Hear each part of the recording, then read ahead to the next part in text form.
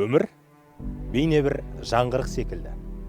Мәселен, мен сені жақсы көрем!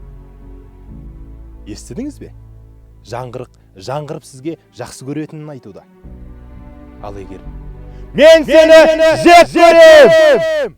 Тағы да естідіңіз бе? Өмір сізді де жек көреді екен. Демек, өмірді өзгелердің емес, өзіңіздің өмірді сүйіңіз, жақсы көріңіз. Бұл сіздің ғана өмір. Біздің қазақта айтатын, аясаң аяма деген ғажап сөз бар. Яғни, болашақта қиналып, сорлап, өзіңізді бейшара күйге түсіргіңіз келмесе, өзіңізді аясаңыз, дәл қазір болмашы қиындықтарды жеңіңіз, өзіңізді аямаңыз.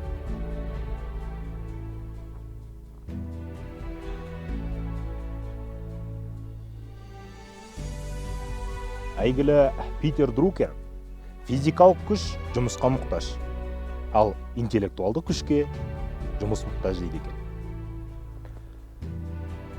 Ал мынау қолымыздағы айфонды жасаған Стив Джобс, мен 12 сағат жұмыс жасамаймын, басымен жұмыс жасаймын дейді екен.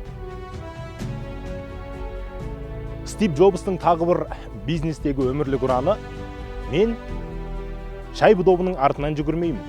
Ол қай жерге келеді? Сол жерге шай бұдауынан бұрын барамын дейді екен.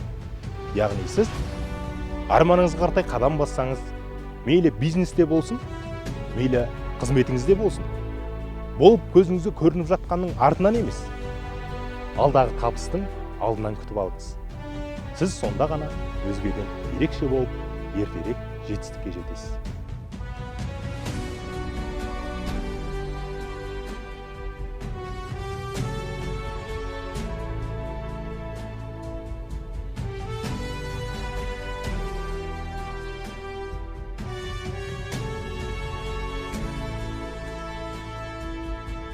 Өмір жолында үнемі екі таңдау тұрады.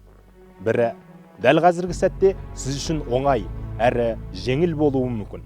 Алайда болашақта сізге қиындықтарын тудырады. Ал екіншісі, дәл қазіргі сәтте қиын, аса бір пайдалы емес сияқты көрінеді. Бірақ болашақта берері мол, сізге аса пайдалы болмақ. Сіздің бірінші таңдауыңыз қазіргі сәтте қиын болғанымен, сіздің отбасыңыздың, жалпы өзіңіздің, тіпті мемлекетіңізбен жалпы халықтардың, жалпы адамзатқа пайдасы тиетін істер істеуіңіз мүмкін. Немесе болмашы ләззаттарға, қарапайым қағидаттарға ғана бағынып, бар мен жоқтың арасында қарапайым ғана өмір сүріп, ешкімге еленбей кете беруіңіз де мүмкін.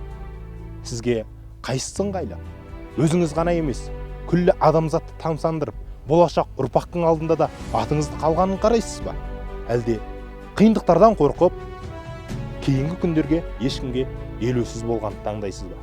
Ол өз еркіңізде. Жетістікке жетіп, әлемді өзгерткен кәсіпкерлердің, өркениеттің өсуіне де өзіндік үлесін қосқандардың барлығына ортақ бірнеше қасиет бар екен. Олар тұрақтылық, айқын мақсат және жауапкершілік. Ал ең бастысы, діні мен тілі, тіпті ұлтына қарамастан күллі адамзатқа өзіндік пайдасын тигізу.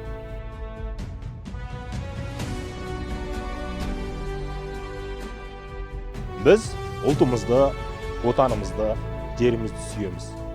Бірақ біз өзге тұлғаларымызбен әлемге танылғымыз келеді.